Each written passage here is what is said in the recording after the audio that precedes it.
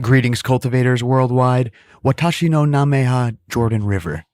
Today we have Matt from Midori Products on the line and so much more. Matt is an interesting case. He's grown in so many different styles. He's worked his way up from the bottom all the way up to a huge, large-scale facility in Michigan. It's a really interesting story, and it's perfect for March Mayhem. This month we're doing it however we please. It is March Mayhem. Got some great episodes lined up, so you want to stay subscribed and stay tuned. Do appreciate you. I got a lot of grow education coming your way. Before we jump in with the first episode of March Mayhem, though, shout out to AC Infinity, baby. Oh man, they make the best products. ACinfinity.com, code GROWCAST15. No one's doing it better than ACI. We've been their partners for years. The original ACI partners, baby. We love them. In fact, we're going to visit them, I believe, this summer in Los Angeles. So stay tuned for that travel vlog.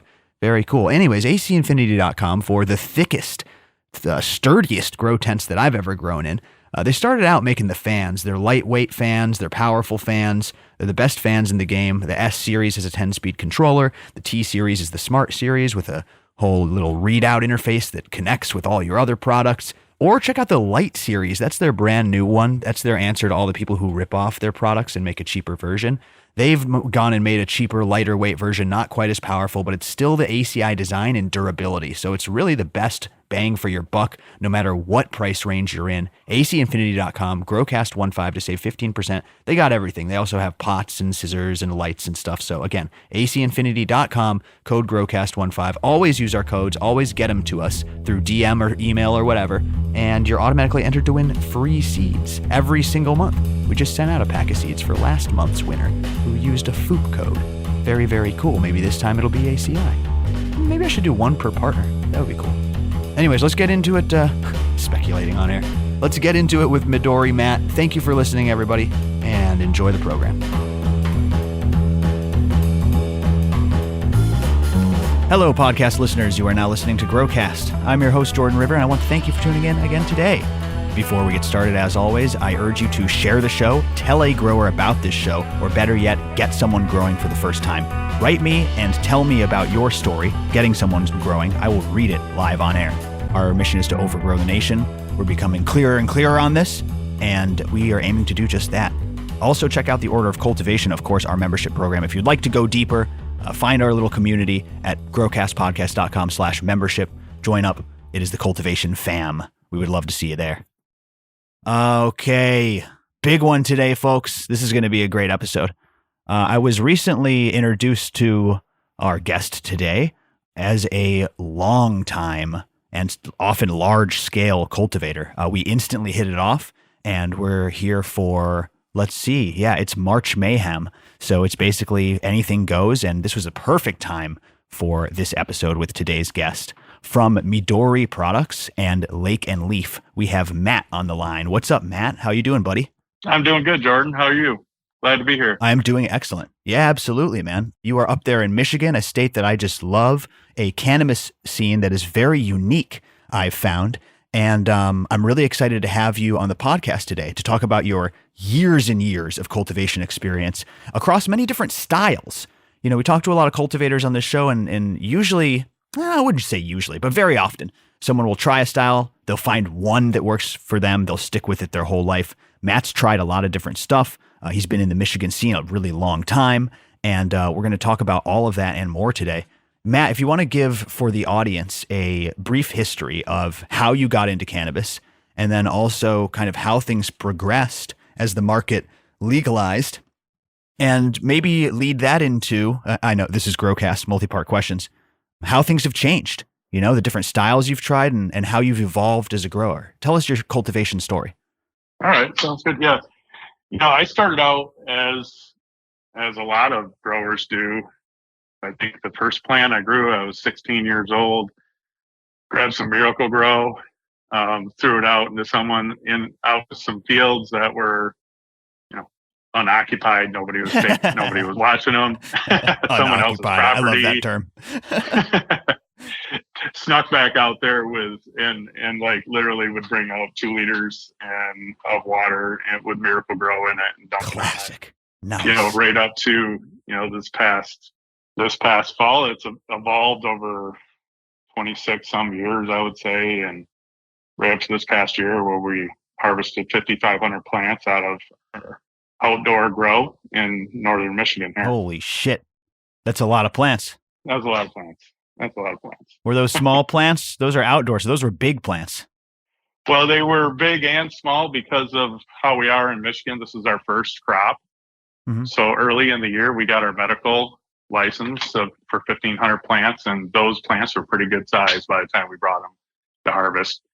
Fortunately, we didn't get our recreational license until August. It was in August. So we did a little experiment, and we grabbed some clones and threw them in the ground in August, way behind everything else, and see what was going to happen. And yeah, we got a pretty darn good crop out of it. Since we here in Michigan, here at Midori Farms, we also have Midori Products, which is our processing entity. We take and process all that. So stuff. you're somewhat vertical. Yes. Oh, definitely. We also have a retail location on our property here. So if you stop into our property where we grow, we have 27 acres here in northern Michigan and Benzonia, Michigan. And we have a great retail location that sells all our products right up front. Oh, that is so lovely, we are vertically integrated. That is our goal, and that's what we set out to do from the beginning. And we're doing it. We're getting so there. Cool. Yeah. I really love that. We're going to do a little vlog up in Michigan, so I would love to come and see what's going on. Do you ever do tours and things of that nature? Absolutely. Oh, that's so cool. Absolutely. We do tours all the time, nothing public, but, we do tours, friends, families, investors, public figures. We've had a senator out. Oh, that's neat. Yeah, we bring all the people in the township. We're trying to help educate people along the way as we go, as this has all been, a human rights issue. Yeah. Just as much as it is. It's a human rights issue for sure. I absolutely agree. Mm-hmm. Let's lead that into kind of the evolution of Michigan. Michigan has been an interesting case because I would consider them like a legacy market, right? They're a cultivation state. They've had some form of cannabis laws for some time now. That medical program's pretty old. They were growing very well before that. They're one of the cannabis epicenters, I would say. But they didn't ruin their state like California. I don't want to speak too soon to say that, it's great what they're doing over there. But you know what I mean? Like they didn't completely destroy their white market regulation like they did in Illinois, for instance. How has the market evolved in your mind? What has that meant to you? Like you said, kind of going from guerrilla grows to licensing fees. How has that all evolved in Michigan, and how do the people of Michigan feel about that? Yeah, I think the people in Michigan have embraced it. I've seen the evolution and being a part of this from the very beginning in Michigan, day one. Like I remember going to a place in downtown Grand Rapids, getting my license for the first time. I was one of the first cultivators in Michigan to have legal cultivators in Michigan, I should say. Wow. And it was like an old hotel room, and the doctor did not speak English. Jeez. It was just really sketchy like that. Sketched out. Yeah, totally. Oh yeah. So now where the doctors have embraced it. It was a really slow, as in I'm sure a lot of other states. We are protected by the Medical Act, but we all felt like those laws were set up to make us fail. You couldn't really bring in a crop without being a felon still. So it has evolved in that now growers like myself can get into the recreational game, and even back when, and we don't have to worry about that. We don't have to look over our shoulder as much. But even when we were legal growers in Michigan, I remember a time when I was a legal grower in Michigan, and little, very conservative community I was growing in, Hudsonville, Michigan. Shout out to all the people in Hudsonville. Nice. They push back against it and still push back against it today. They don't want it in their community. But we would have to burn our nutrient bottles because the trash guys were turning us in at the time. Jeez.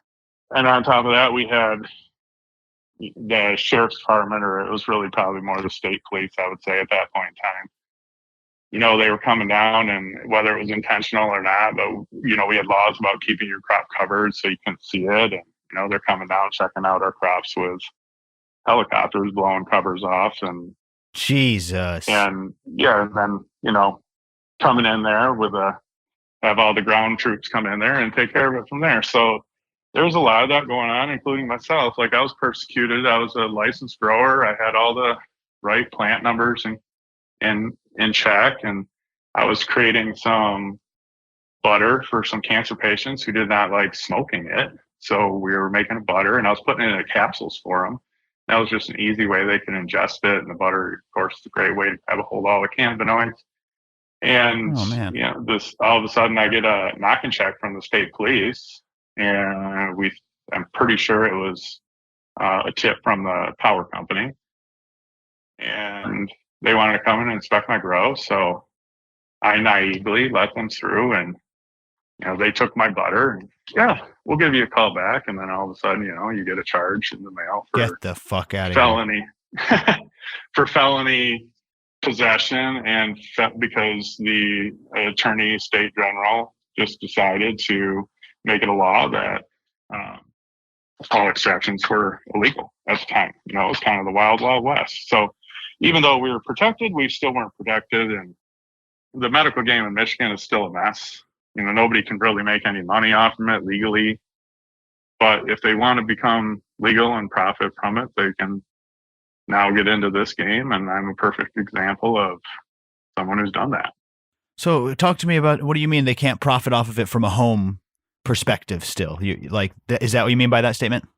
Yeah, right. So medical growers, can you gift? You can't really profit. You can take donations to help pay for things, but you're also held to a certain amount of weight, which, unless you're a horrible grower, you can grow 72 plants. That's bullshit. Do the math on that. 72 plants, and you can only hold a pound, right? So it's frustrating. It's a little more than that, but it's really, it's very frustrating. And it's, I feel bad for these guys. This is who I was too.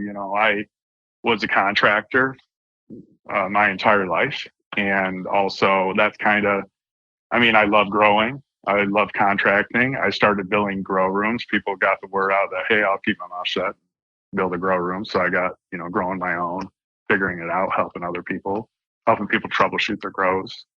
And so I've got to talk to many, many people over the years, and it's all the same thing, Even though it was still legal, even though it was legal here in Michigan, it was still very much looked at as like an illegal game. Well, it bothers me. It does. That's the human rights side of it, right? Like, that's what is really poor. I think that what frustrates me possibly the most is this charade that they've put up with legalization. Basically, they're taking away criminality and they're replacing it with regulation. And they're still smashing us over the head with it. Anything short of being able to grow this plant like any other plant, to me, is, I shouldn't say a failure, but a loss to some degree. Mm-hmm. It's casualties for our side of this war.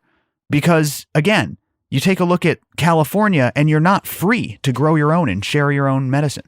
I've brought it up before, the debacle with sun-grown mids at the Emerald Cup. He's getting harassed by cannabis regulation officials that are trying to take away his homegrown bud to protect the interest of corporations that were there at the event. That's fucking exactly what happened. He exposed them for it, and that's where California is at now. Good old let your freak flag fly, home of cannabis, California. Welcome to 2022. Yeah, it's also opened the door for these new spots, though. You know what I mean? Like, because of that, people are flooding to Oklahoma. People are going to Michigan. People are going to these other states, the East Coast. It's really bizarre. But what I wanted to highlight there was they're just smashing us over the head with something else here. They're just replacing criminality with regulation and a different form of restriction on what's ultimately a plant that we should all be able to grow ourselves to help our own wellness in our own lives. So I think Michigan's doing it better than some places, but it sounds like it's far from perfect. I would agree with that. I think the Marijuana Regulatory Affairs, which now has as of January as of February, I'm sorry, has now changed to the cannabis regulatory affairs, I believe. So they're going to start regulating hemp too on top of it, which is a very interesting topic because they're going to allow them to. Have you heard of this process where you can extract hemp and make THC out of hemp? You mean like the Delta 8 stuff that's like flooding everywhere? Yeah, it's the Delta 8 stuff, but they're doing that and they're going to allow that in Michigan. So okay, not sure how this whole thing's going, but I will say that Michigan seems to be doing it better than most states as far as the commercial side of it. Right. Me working in the construction industry and dealing with inspectors my entire life, I don't really have the best feel on inspectors all the time as far as they don't like to help you out. But I will say that these inspectors that we've had have been amazing. They're jumping through hoops. They want us to succeed just as much. Cool. They feel like we succeed, then they succeed. They have a job. They want all of us to thrive. And it's been great. It's expensive. I'm not going to lie about that, but it's been great. Man, that is really interesting. We're going to come visit you, buddy. Yeah, I would love to get you out there. Oh yeah, man. Thank you. I would like to do a travel vlog, give you guys some promotion, and it's been long overdue for Michigan. We go up there occasionally to just kind of visit, but it's time we do a travel vlog. So stay tuned for that, everybody. We've already cruised through a cool 15 minutes of this interview, so I really want to get on to some specific cultivation talk. All right, everybody, we'll be right back with Matt, but before that, the FOOP. That's right, FOOP. That's fish poop. Go to foopcanna.com. Code GROWCAST15 is the code. Save 15% site-wide. FOOPcanna. You know them from their organic certified nutrients. But did you know they also sell their sweetener standalone now? So many people love this sweetener. Speaking of the sweetener, growcastpodcast.com/foop. You can go and enter to win a gallon of sweetener. There's going to be 10 winners. They're selecting 10 winners to win a gallon of sweet, and you can go enter for free at growcastpodcast.com/FOOP. That's FOOP. This FOOP sweetener is really cool because, like I've said before on this podcast, most sugar products contain 2 types of sugars derived from 2 sources, whereas FOOP's has 8. So you get a much more wide range of different sugars, from coconut sugar to muscovado sugar, blackstrap molasses, date syrup, sorghum syrup. There's a bunch of different stuff in there. So if you like diversity and you like an explosion of sweet trichomes, try out the FOOP Sweet. That you can add to pretty much any system. If you swap it out for your current sweet, when you run out, grab it or go win a free bottle and try it. I really think you're going to like it. It's my favorite sweetener. And they also have the Veg and Bloom nutrients, the FOOP Mist, their foliar, which I love, the clone gel. Check it all out at foopcanna.com. Code GROWCAST15 saves you 15%. It's here to stay. And always send us snapshots of you using the codes from GrowCast because you're entered to win free seeds. Last month's winner just won a pack of free seeds for using a FOOP code. So shout out to the FOOP. Shout out to you listeners. And again, growcastpodcast.com/FOOP to enter the sweet giveaway and find them at foopcanna.com. All right, everyone, let's get back to it with Matt. You've tried all sorts of different styles, right? Have you, forgive me if I'm misremembering our preliminary call, but haven't you tried virtually like all the major styles out there of growing cannabis? Yeah. I mean, yeah. I've dabbled and I've ran things in just about every type of growing environment. So, yeah, right up to from aquaponics down to just simple soil and general hydro.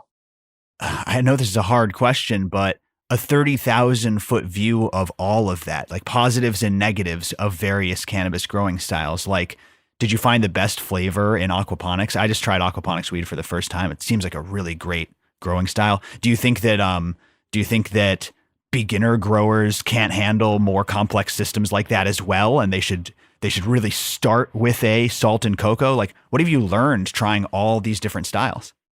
Yeah, that's a great question and a very complicated answer. But to put it simply, I would say if you're going to start out growing, your best thing to do is find a simple soil and a 1, 2, 3 or a cocoa and some salts. That's fine too. I am an organic live soil gardener myself at heart, but there's lots of things that surround that. I'm not saying it's the best way to grow. I'm just saying for me, that's where I'm trying to bring product in that's healthy for us. And that's not saying you can't bring a healthy product in with salts. That's my preference, right? You're echoing the Growcast sentiment very clearly here. We love that you're Right. growing, no matter how you're growing. But I'm just like you. I'm kind of like a microbe living soil oriented guy at heart. That being said, for you, it's unbiased for you to turn around and then say, for a first timer, man, you Yeah. got these single, not single parts, like you said, the 1 part, 2 part things. Like Psycho has a 2 part now. You got the controlled release fertilizers. Throw that in some cocoa or like maybe a pro mix, like a pro mix MP or HP. Pretty easy KISS place to method, start. right? Yeah, Like keep it keep it simple. simple, stupid. Yeah. That's just the way you have to do it. I started my very first indoor grow was a 120 site aeroponics system. I had no idea what I was doing. And that's where my very first indoor grow was. And as you can imagine, I failed at it. We had an original blueberry strain and we cooked the whole damn thing because the roots grew so long they clogged up the pump. you know we are thinking like we're hitting this out of the park, and then a day later our crop dies. Oh And my that's where God. I think that's where like hydroponic scares me all the way around. You can eliminate that a little bit, deep water culture, Right. Sure. flood and drain tables, that eliminates that somewhat, but still like it can go bad in a hurry, whereas you got a bigger buffer with soil and cocoa for sure. That is a very good point. Yeah, everyone talks about that more forgiving, kind of buffer, as you put it. But I will say probably the best all around weed I've ever had has been grown out of an aeroponic system in salts. It was amazing. It was really fruity. I had no idea how it tested because we didn't run tests back then. But it was a small aeroponic system that we babysat for 100 days. So it all depends on how much time you have on your hands too. Yeah, it's funny you say aeroponics though, because I think that might be the single most rare growing style. Yeah, right. Aeroponics that's very tricky. Back then, that's what everyone was doing, and then everyone went away into like a monster bucket system or something. Sure. Okay. Yeah, I didn't know aeroponics was so popular for the old school guys. That's interesting. Yeah, it was. I think it was. Everyone was hydro. Yeah, that Snoop dro. Dogg came out, Yeah, Dr. yeah. Dre came out, and it was all about hydro. Dro just became a general term for high quality cannabis. When I was in like high school, Right. we didn't understand that it meant hydroponic weed, or maybe someone who was smart knew that but didn't know what that even meant. So Right. that is a good point. No one was talking about organic or anything like that. At least in where I was, kind of the fringes. No, absolutely. We had no idea either. We just knew it was hydro. We knew that Snoop and Dre were talking about it, and that's what we wanted, right? So eventually I figured out that meant hydroponics, and aeroponics it's like running weed on a supercharger. You can make stuff grow really fast if you know what you're doing. Yeah, no But kidding. chances that you've been able to bring a crop out without damaging it, pretty slim. Well, I'd say that all of those are fail points, right? And that's why I think no matter what style you go on to, it's good advice, like you said, to get that first run or first 2 or 3 runs under your belt and just understand how cannabis grows and the different cycles and all the other shit you got to learn, light leaks and spectrum and getting everything dialed in, and then be like, you know what I mean? You're not doing a disservice to the environment by getting a couple runs and salts under your belt first. Trust me, like it's important that you have that journey as a cultivator. I would also say that there's a lot of well-balanced super soils now. You go grab yourself you know what I mean? You go grab yourself a Detroit Nutrient Company or a Total Harvest Control, and you're pretty close to that salt status, but it's also easier to overwater, things like that. Well, yeah. I mean, that's probably the biggest killer right there that most people do. They just overwater their plants. Yeah. So. But I do like that kind of beginner answer. What was your experience with aquaponics, and why would you move away from a style that I've seen at a large scale and just looks so cool? Oh, it is an awesome style, and I think that's the way of the future for our vegetable production. I'm still not sold on it for cannabis production. Mm-hmm. I'm actually thinking about for full cannabis production, I should say. Sure. I actually would love to set up an aquaponic system to be able to use for my mom, like to use excrement off to make products with, and then also use the water in a cloning bed type scenario to run all my clones like that. And really, quite honestly, my young plants too, because it works great until they flower. In my opinion, I do know there's some guys out there flowering on aquaponics, but I just don't know. They got to have either a massive amount of fish or they're adding quite a bit of stuff to it. Yeah, and that's my understanding is that you're good if you achieve 80 or 90% of your mineral delivery. That's about as good as you can get with cannabis. You're going to have to add something. That's what a lot of guys have told me. You've got to. Yeah. Yeah, you've got to. And I do know there's a company in Lansing that has an aquaponics grow that is a cannabis company that's licensed for 2,000 plants. Nice. So I've been trying to get over there myself and take a look at that, see how they're doing it. But the aquaponics is just a fantastic way to grow. I mean, there's nothing better than walking into your grow too, and you got this massive fish tank too that's feeding all your plants. It is a really a cool concept, and I think it's something that's going to be really valuable long term. The more we evolve as people and try to, and try to make everything greener and better, and it makes a lot of sense. It's almost a closed loop system. You really have to add very little stuff to your system. I mean, for instance, like you can grow all the cherry tomatoes and lettuce greens and kale and that sort of stuff that you want with that. I mean, it just keeps going and going. You can grow them right next to each other. You don't have to give them room. You're just limited to your light at that point in time. So it's a great fun way to grow, and I highly suggest if anyone wants to dabble with it, just setting up a small system in your house. It's great fun and pretty amazing way to grow. Yeah, First time I ever really noticed the benefits of fish. I was thinking about this the other day, just kind of thinking about this, our interview here. And, the first time when the light bulb went off about fish, I was at my brother's house and he just had gone out the night before with his buddies and they shot a bunch of carp, and they were in a 55-gallon drum. And that 55-gallon drum had, I would say like quarter of it was, there was probably 40 fish in there filled right up to the top, but quarter of it was all the, slime, blood, lake water, seaweed, nasty stuff. And they wanted us roll the fish out and take pictures of them while I filled that bucket up to clean them all off with water and then just dumped it out on the lawn that was dead at the time. And it ran into the lawn and onto the flower bed. And I came back the next 2 days later, and that grass had went from dormant to 8 inches of growth in like 2 days. Get out of here. And the flower bed was going nuts. And I was like, holy shit, like what is going on with this? So at that point in time, I started, burying fish out in my greenhouse and like in between my rows, and seeing that it was so hot at times it would burn plants. Like it was so powerful. And that's when I kind of was the birth of that. That is incredible. Living soil. I think you're right. And the aquatic inputs, right? Like that's what those aquaponics guys love, is the terrestrial inputs combined with the aquatic inputs.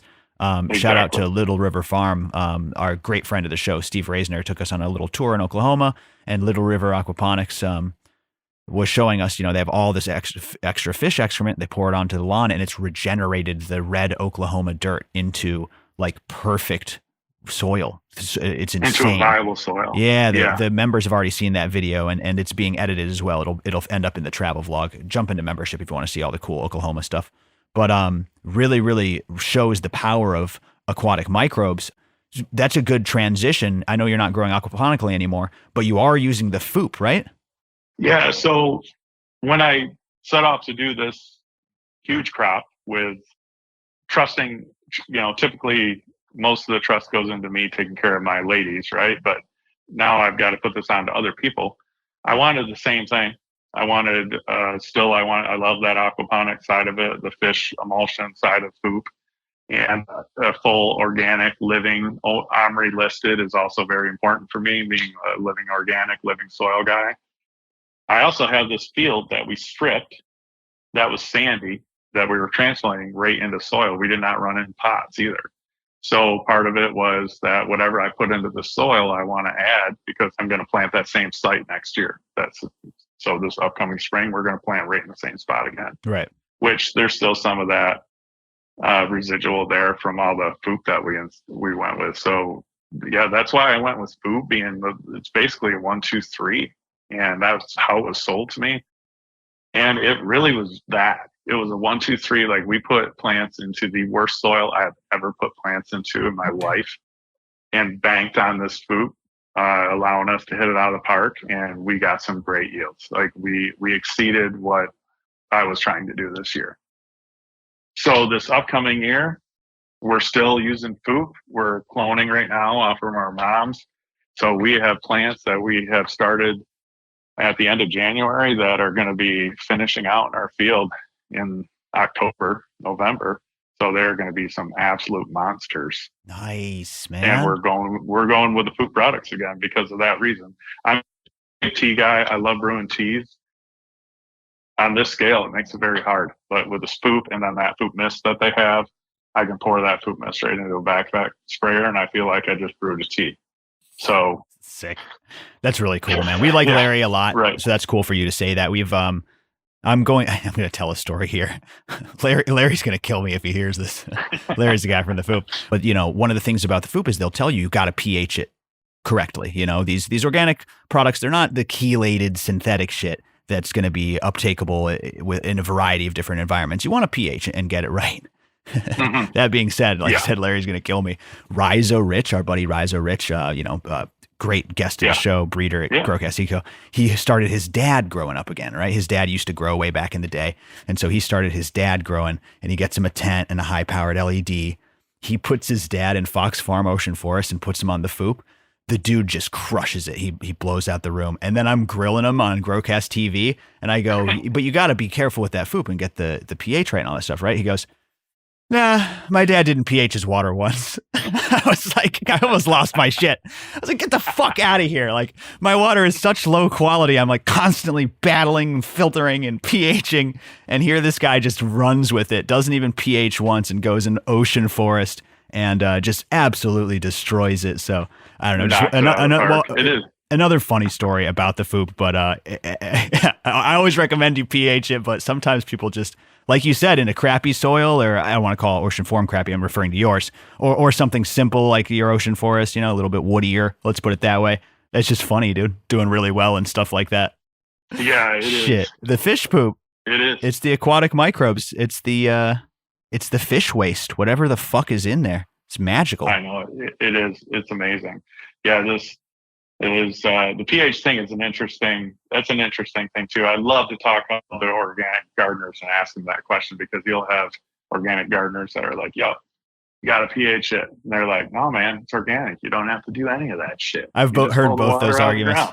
And I'm like, what? You guys don't even, they don't even look at it. And to me, as a control freak, I guess, you got to look at it. What are you crazy? That's what I said. What the pH is. I almost lost my shit, because when I was using FOOP, that's powerful stuff. Like my plants were getting nutrient burn at one point. This stuff is strong. It's a great product. It's very powerful. But when he told me he didn't pH once, I almost hung up the stream. I was like, get the fuck out of here. It's pretty funny, man. Oh yeah, no, he's not the only one. Yeah, your garden's got a life of its own. And yeah, that's now what you said is when you have when you're a living soil grower and you have that balanced, apparently the microbes are doing a lot of that pH swinging yourself. Right. But anytime I'm adding any bottled nutrient, I don't care if it's chelated, organic, or whatever, I'm always checking the pH. Unless it's perfect every time, like Humboldt water was so great. Right.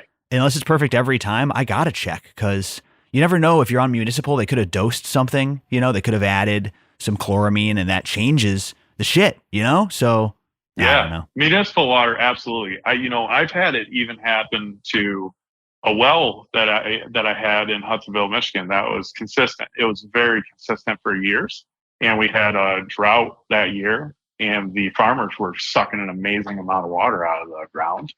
It changed the pH to the point where we had basically a set up dosage, 500 milliliters into this barrel type thing. And we killed all our plants because we drove the pH down so low, because the pH had swung 2.5 points. All right. Like almost virtually overnight, because the wells in the area had sucked the water down so far. That is insane, man. Yeah. So it does change, and you got to be careful of that. So ever since I learned that lesson 15 years ago, I always check my pH. Damn, dude, that is something, because you're not even at the mercy of the municipalities, but something changed in the well that you're on. Yeah. You got to think your well is going to be stable, but then, it's not. Holy shit. No, I don't think it is. I've seen it, and I witnessed it this year with this new well that we did. The pH adjusted over the season. I don't know if that had anything to do with it being a fresh well, but I'm not gonna. No, very well could be. That makes a lot of sense. It's pretty easy to check. But it's funny though, because it's like, it's just so funny. Some people grow so differently than others. I think that's why people get mad at each other on the internet a lot. Yeah. And that's why we take our stance to like welcome all growers. Because, man, I'm telling you, I've had people flip out in my Discord over people using cover crops in their containers. Mm-hmm. And it's like, listen, it might not be optimal, but this is how this person gardens, and it's beautiful, by the way. Like the picture is beautiful, and someone's just losing their shit. They just can't handle. Oh, I know it.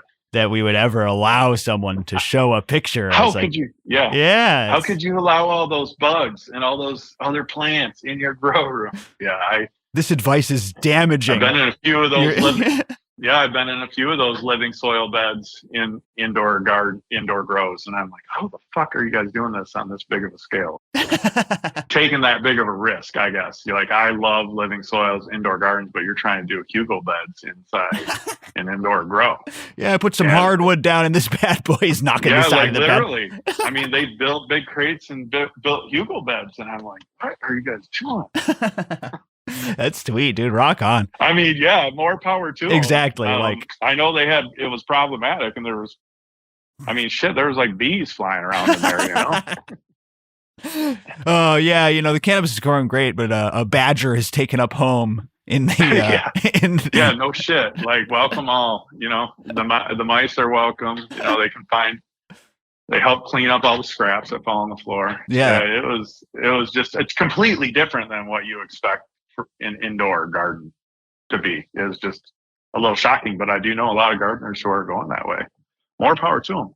I hope they can make it work. Yeah, man. The microbiometer tests are off the chart, but you can't get into your tent because the badger's aggressive. So right. And when here as we're paying commercial growers, like we're paying really good money for these licenses. We need to grow a lot of material, processing, get rid of it before we even break even. So I don't like to fuck around with my yields. That's why. Yeah. Like the poop thing is just a sure thing for me right now. Listen, that's what people don't get. Going back to that cover crop thing, that's what someone doesn't get is for some people, this is their livelihood.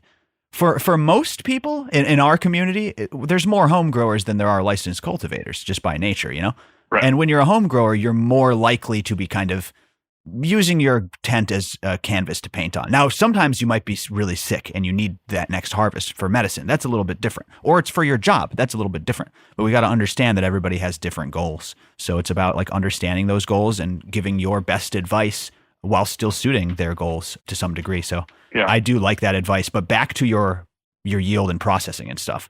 Yeah. One thing about the goals, just to mention, is, like, you got to have your goals, right? Like, I got to hit my numbers, but I'm not going to compromise. I'm not going to compromise the product because I know there's ways to do it there are ways to hit your numbers to do it and not compromise your morality. Yes. I love that. That's exactly right. And I think that, like you said, more OMRI listed products, even the fully organic listed products, there's not a bunch of them, but they're out there. That's a good way to try to incorporate that for sure, man. And I think Michigan does a good job of that. There's a lot of living soil growers in Michigan. There's a lot of regenerative guys. There's good soil coming out of Michigan. I think you guys do a good job on that scene. We're all farmers by trade, and we've seen, I would say the majority of the food farmers, the vegetable farmers that most of our growers are, they're almost all of them are going to organics nowadays. I mean, there's not a whole lot of people growing with salts and stuff anymore. Yeah. I would definitely say it's an increasing number. That's for sure. We'll see, man. We'll see how this all develops, Let's talk about the distribution side, though, and kind of those yields as you talk about, and getting rid of this product. That's what so many people in the white market struggle with, right? Whether you're going into hemp farming or trying to grow for distillate processing, you got to have a way to get rid of it. Talk to me about your distribution side. I don't know if Lake and Leaf, that brand, plays into that. And kind of the status of that side of the business. Yeah, it's an interesting part of the business, right? We've all been under the assumption if you grow it, they will come. That's kind of how we've all looked at it as growers over the years. Because, quite honestly, if you grow a decent product, people will be there. Now with the testing and stuff that we have, it puts everyone on a lot closer of a level playing field. And they've opened the market up. I mean, it's per township, so there's quite a few townships that are participating and allowing people to do outdoor grows. That's why we knew this was going to happen, so we chose to go the route of having a processing center. So we do not have to, we don't have to sell our biomass, our outdoor material to anyone. We can process that, and we've chosen a supercritical CO2 extraction processor from Eden Labs. It's top of the line, in my opinion, in the country. Nice. Probably one of the nicest extractors you can get. I do like a good CO2 extraction. CO2. Yeah, it's I want to say that you can get some different quality products from CO2, and I've had some that are really good. Yeah, I would say we're going more for the full spectrum. Yeah, we collect a lot of the cannabinoids, a lot of CBG, terpene profiles, or natural terpene profiles, I should say, because people have terpene profiles, but they don't realize that these companies are adding them. We have natural plant terpenes that we're pulling from the plants. With the supercritical CO2, we try to keep our temperatures to a very minimal to preserve all that. Where we put it into, we've been making some outstanding vape cartridges that we're going to be competing in the first High Times Cannabis Cup here in Michigan this year. Oh, cool. We also put that product into an arthritis salve. I'm calling it an arthritis salve, but it's Sleep and Bear salve is what the name of it is. It's a salve that you can use for skin irritants, anything from skin irritants right down to arthritis. We sourced a bunch of local products. This is a product that I've made and developed over the last 20 plus years. From my own experience, I fell out of a tree when I was 15 years old, and I've had severe arthritis in that ankle forever. So I've always had this cream around and been using it. Personally developed. I love it. Oh, personally developed over a lot of years. We've added a few things to it that have made it even better, and we're competing the cup. But that's part of with that salve. It's the strongest salve here in the state of Michigan. 750 milligrams per jar, which is through the roof, and we're pretty excited about that. So that's kind of how we chose. We also have to get rid of or to do our distribution. We wholesale out of our Midori Products laboratory. We also can roll some of the product that we grow into joints. Pre-rolls, we do like 5-packs, things like that we also distribute wholesale. But we also, 100 yards from there in front of our laboratory is where our retail location is, Lake and Leaf Cannabis Company. And we sell a variety of everyone else's products in the state of Michigan, and then ours, of course, also. And that's cool.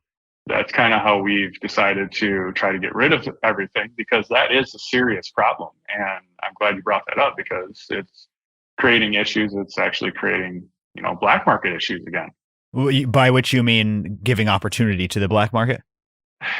Well, it creates business owners who are incentivized. They're incentivized to then turn around and sell out the back door. Yes, I would agree with that 100%. Yeah. Do you have any good advice for someone who, I literally know for a fact that there are people listening to this podcast right now that are getting into the Michigan market. Yeah. They're acquiring a license, or maybe they want to get into the scene one way or another. Mm-hmm. What advice do you have entering the white market in Michigan? Yeah, it's, make sure however amount of funds that you think you need, probably double that. That'd be my first advice. My dad gave me that advice once. He said, these projects that you're involved in, count on them taking twice as long. They're going to cost twice as much, and they're going to yield half the results that you think they're going to like. That you basically just account for the downside potential. I like that advice. Right. Worst case scenario. Prepare for your worst case scenario. If you think it's going to take a year before you get your feet under you, plan on 2. And it's out of your control. It really is out of our control here. The state has done a great job, but they're overwhelmed, as you can imagine. And then they're stacking this hemp regulatory affair agents on top of it, this hemp thing back on top of them also. So yeah, it's just expensive. And you've got to try to grow good product. And if you grow good product, it will sell, but there's a ton of great product out there in the state of Michigan. Our shop has I mean, 40 strains that I'll pick out 3 or 4 and be like, those are the best, but the rest are like all neck and neck. So Yeah. I just wish it didn't come down to that. I wish that distribution was more streamlined because there's still a bunch of people buying black market. There's other states next to you that would gladly buy some of the product that just isn't quite good enough to make it on the shelves. You know what I mean? Right. Like, holy shit. Yeah, it's funny you mentioned that because our CEO, Dave Seaman, he is in politics, and that's one of his dreams. One of his goals is trying to, be like ABC Liquor, will be ABC Cannabis of Georgia. You know how some of those southern states, they all have the state-run liquor shops. I wasn't aware of that. I know they have weird. I'm not a drinker personally. I know that like some places that they're not open on Sundays, which is kind of bizarre. Here they always are. I didn't know there was state-owned liquor shops. So yeah, there's states that you can only buy liquor from a state-owned place, and some of them will only sell liquor, and some will sell liquor and beer, and some will only sell beer and wine. I mean, it's weird, right? They regulate it, so you cannot go to a place and buy a pack of cigarettes and a 6-pack of beer in those places, in those states. So he would love to bring it to these other governments, these other states that are thinking about cannabis. But why not take some of these other states that are growing it that have a surplus and start using that as a way to open the market up and get it going? Because quite honestly, anytime one of these states opens up regulations, it's a nightmare, right? Like they go through a huge growth. That's an interesting part of it. Like you're so scared to get these cultivators online. Why don't you test with some out-of-state stuff? You know what I mean? Now, I don't know about make sure my dispensaries are open on Sunday. Let me definitely say that. But as far as over the state line kind of commerce, why are we so scared of this imaginary line? What the fuck is stopping us? Sometimes the two states next to each other are legal. I agree. Fly in an airplane once from Michigan to Illinois, and you got to worry about it, right? You got to worry about your vape pen. But yeah, because the sky police. Ridiculous. Yeah, exactly. Because you're in the fucking air and there's jurisdiction in the fucking atmosphere. So right. Yeah, as soon as you get over whatever elevation they say is turns international, that's where they got you. That's right. That's where the air marshal can whomp your ass legally. Yeah. Thank goodness they're opening up a little bit. But the bottom line is, if they want to charge you with a felony, they can, and that's fucking harsh.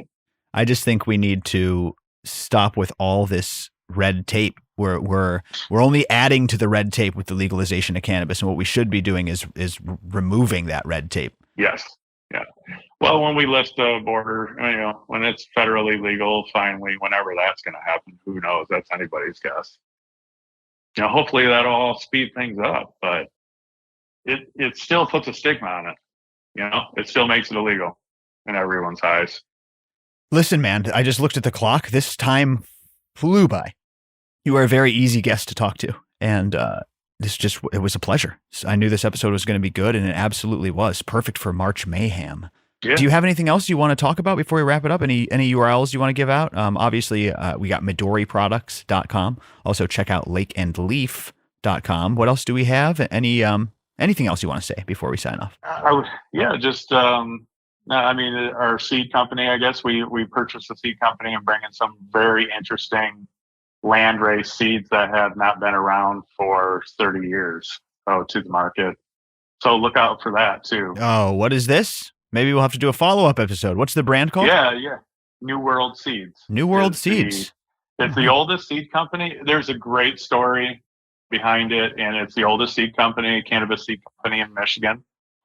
Really started by some very forward-thinking people in our community, and they were these seeds are original land-raised wild seeds from all over the world that they collected and bred for over 20 years right here in northern Michigan to grow here in northern Michigan. And we've had some, they have competed in national cannabis cups and won cannabis cups for their Abominator, CPO, Crema. I mean, there's some pretty good history with this whole seed collection, and we're going to be bringing them back out. They've been gone for quite some time since he passed away several years ago. So, okay. Everyone around here who knows it, I mean, it goes way back. This guy knows, like Mark Emery. He was out with the Rainbow Sunshine Coalition in California. Hey, Shasta, whoa, calling back to good like, gear. Yeah, we were just doing an episode like that.